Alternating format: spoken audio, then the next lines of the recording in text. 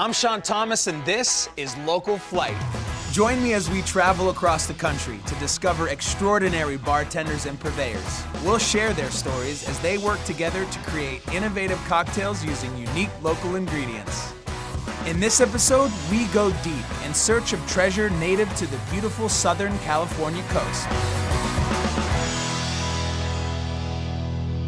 San Diego's relationship to the sea is all-encompassing. It was the first place European explorers landed by boat on the coast of what would become California, and when you look around, it can feel like the whole town is oriented toward the ocean. San Diego is also renowned for its ultra-fresh Pacific Rim cuisine, and right now, the jewel in its crown is juniper and ivy. In a beautifully designed space on the edge of Little Italy, the restaurant boasts a sprawling open kitchen and bar where you'll find Eric Johnson creating seasonal cocktails to match the innovative fare. Welcome. Thank you. This is great. Your bar is like center stage in this space. It's fantastic. Yeah. Richard Blaze is our celebrity chef here. Cool. Doing some fresh ingredients and some fun stuff. Is there some crossover between the bar and the kitchen? A little bit. We do tasting dinners, and I usually throw a cocktail on there to pair with some sort of food or dessert. So it's just been a great collaboration. That's great, man. That's great. Tell me a little bit about how you build your menu. I switch it up. I try to do intro to people who are like just getting into cocktails. We do beer cocktails sometimes because it's so big in San Diego. Everything in-house, fresh squeezed juice. That's great. Well, I'd love to try one of the drinks on your menu. Yeah, I just came up with this one, threw it out on the menu. It's called a Pineapple Expression. All right. Half ounce of fresh lime juice. This was kind of my tequila tiki mesh. 1 ounce of pineapple.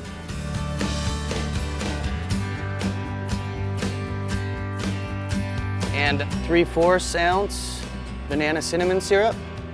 And you make that in-house? I do. Yum. And 1.5 ounces of Blanco tequila. We go through a lot of tequila just because of our close proximity to Mexico.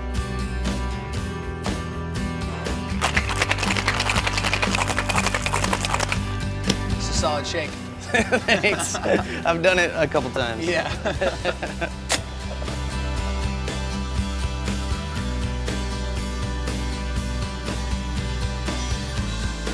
Try it out. Cheers, man. Thank you. Cheers.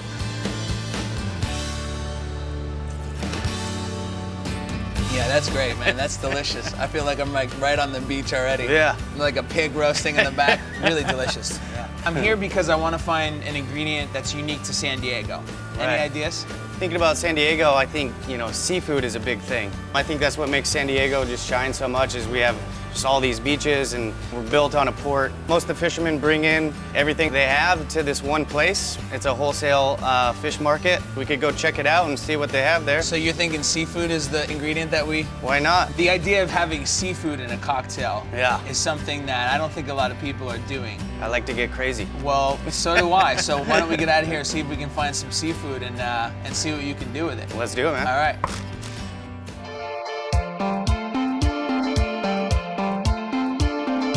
At the heart of Catalina Offshore Products, San Diego's hub for fresh seafood, is fishmonger Tommy Gomez. Tommy's family settled on the coast in 1892, and he spent years working on tuna fleets all over the Pacific. We're trying to find an ingredient that we can actually shake or mix into a drink, something that's really unique to San Diego. We've got a plethora of wild seafood, if you will. Okay, I will. I will. San Diego at one time was the largest tuna fishing fleet in the world. Unfortunately, we don't have those boats anymore, but what we do have is a unique little critter called the sea urchin.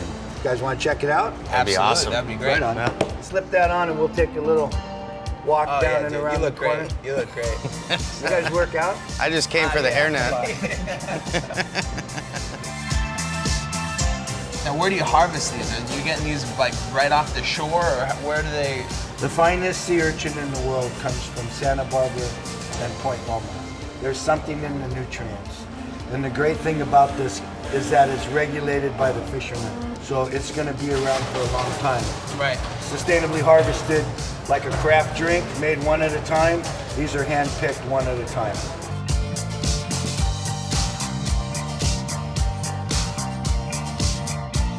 So the great thing about this process here are the women and their delicate fingers, because the uni is very, very delicate. Come over here. show you something else. I'm gonna do a little taste test. Grab a fork. Okay. So we have A grade #1. This is what you would find in Hong Kong and Japan. I suggest we try this one. The primo stuff. It's almost like got a little bit more acidity to it, a little sweeter. I haven't eaten uni before, and that just seemed like some of the freshest. Yeah. I feel like my first taste was some of the best. So. This will be on a table in Hong Kong tomorrow morning and other parts of America, New York, by tonight. Wow. You know, you guys should just get a hold of a sea urchin diver and go out and eat it just as it comes out of the water. Can we do that? Yeah. 40 years ago, the huge sea urchin population was considered a nuisance because it was decimating the kelp forests. But a small group of divers who brave low visibility, rip currents, and sharks have created an ecological balance between the seaweed and the uni that has been used as an example of responsible fishing all over the world. We're catching a ride on the boat of Matt Presley, who has been at it for close to 30 years. So this is an urchin bag, and when full, it'll hold about 350, 400 pounds of sea urchins. This is my picking tool. All right, guys, well, I'm gonna go ahead and get dressed and get this potty started. Fresh sea urchin is an almost indescribable flavor. They're sweet, salty, umami, pure ocean. The San Diego urchin fishery consists of 8 or 9 guys, and I believe I'm the youngest one at 50. So we're a bunch of old guys. The only way to get a license at this point is to be a deckhand for 2 years consecutively, and then that puts you into a lottery. So it's pretty difficult to get in. Sea urchins are the most prolific animal in the ocean. When you've been doing it as long as me, it becomes second nature. I find peace while I'm diving. It's quiet, it's beautiful, it's amazing, and sometimes I even make a few bucks at it. You made it. What's up, buddy? How'd it go down there? Let me get out of this stuff. Okay. And I'll See what you got. They're really extraordinarily large. I think I read that. Yeah. Those my glasses, or? Okay, you guys ready to head in?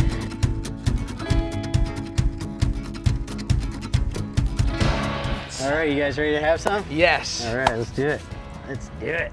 I tell you, Tommy was telling us that some of the best sea urchin in the world coming out of these This waters. is, they say it is, and it's all because of this kelp.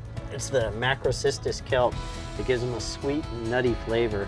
Look at the color. It's like just that golden yellow hue. Wow. Look Man, at those are that. big. That's Look how big that is. That's wild. All right, boys, cheers. Cheers. Thanks for taking us out, You dude. bet. Now that was a very good urchin. This is so fresh. It's very, very delicious. It's so subtle. No aftertaste. No aftertaste Yeah. whatsoever. I tell people a good piece of uni, you should be able to close your eyes and imagine the ocean. I think I got a few ideas for the cocktail. Yeah? Yeah. Perfect. All right, my boys. good man. Grab that. And thanks again. You bet. See Have you, a great boys. day. Have a Cheers. good one. So now that we got these things, you actually know what to do with them? I have no idea, but I got a guy in there I think can help us out. You got a sea urchin guy? Yeah. Great. What's up, Guyan? This is Sean. Hey man, how you doing? Nice to meet you. We have no idea what we're doing with these things, but we want to make a cocktail, but how do we open them? Yeah, they look a little dangerous to just shake them into the thing, so what do you think? All right, I can show you guys how to open them. All right, Real awesome. quick, set the box down. Great. All right, so what you want to do first, you want to put them on ice to preserve the life for them. You just take your scissors, you go right in at the beak, and then you just go around in a circle to cut the beak out. Pour all the little juices out on the inside. Take the beak out with your hand or whatever, and then you just cut it straight down right here. Then you do the opposite side. Look at that. It looks a lot easier than I thought Seriously. You just pop it in half. And then for all the stuff on the inside, you just pour it down like that. Take some tweezers and pull all the excess away. You only want the yellow gold looking. Exactly. And that's the actual meat of the uni. Yeah. Then you just grab a spoon and you just go around it like that. Just be as gentle as possible. Look at that. You got surgeon hands, man. Thank you. You want a little bowl with a little saltwater solution so you can clean it and get all the impurities off of it. And that is it. Wow. Sea urchin. Fresh from uni. the ocean, yeah.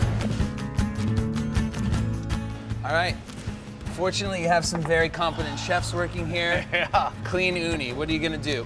I mean, we went out of our way to get this today, and, Oh, yeah. and I mean, it wasn't an adventure. It's amazing that we get to bring this back, you know, and I definitely want to make it the star of the show, really make it shine. After tasting it, you know, with that salty creaminess, I was thinking like a nice lemon, like some citrus in there, salty, like a Collins variation maybe or something. All right. See how bright we can get it? Sounds good, man. So we'll start out with our lemon, of course, do a little bit of fresh citrus, 1/2 ounce. We'll do a little bit of fresh squeezed grapefruit, 1 ounce of that. We'll add a little bit of sweetness in here, go about 1/2 ounce of simple syrup, 1 ounce of dry Fino sherry. Italian? Yeah. I'll do a nice premium vodka, Grey Goose.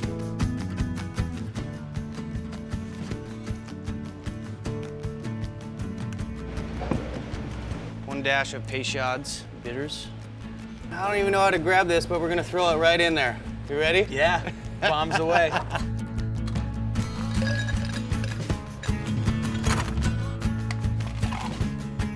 I'm gonna shake it up. I'm excited to see how this tastes. Man, me too. Me too. Top it off with some soda. Look at that. Well, the colors are great. Oh, you can see it, little floaters in there. Yes, you can. The soda water is actually breaking up the uni. I can see it. Oh, yeah. Almost like a champagne cocktail that breaks up the sugar. It's actually breaking up the uni, sending it to the top of the drink. That's pretty wild. That's pretty crazy. So I'm gonna use one of these little spines as a toothpick. Cool. Try to use it in every single way. Get a little grapefruit zest on there. Cheers, man. Thank you very much. Cheers to you. Very like dry botanical nose. Man, that is wild. You know how sherry has a little bit of that funk? Yeah. Just a tiny bit of that funk? Yeah. The uni actually kicks that up a notch. Yeah. So you get this really interesting, dry, botanical, slightly funky drink. You gotta try this. That's solid, man. That's a really solid cocktail. I'm gonna go for it. Yeah, do it. Wow. Right? Yeah. I'm impressed with myself. I think we should just take a moment, honor the uni that we have used in this cocktail since it is a living creature. So thank you, absolutely. uni, for that. Appreciate it. Now we need to name this drink. Right. Something that captures what we did, what we accomplished. We got to see the fishermen in action. Yeah. Any ideas off the top of your head? It is a Collins, so I like to kind of stick with that, but we've been along the coastline, and that's where they get it all. True. Along the coastline, so maybe it's a Coastline Collins. Coastline Collins. Just throwing it out there. It's got a nice ring to it. It does have a nice, Yeah. anytime there's alliteration, I feel like it works. So the Coastline Collins. Coastline Collins. Cheers to that, man. San Diego. It was a good time for sure. So.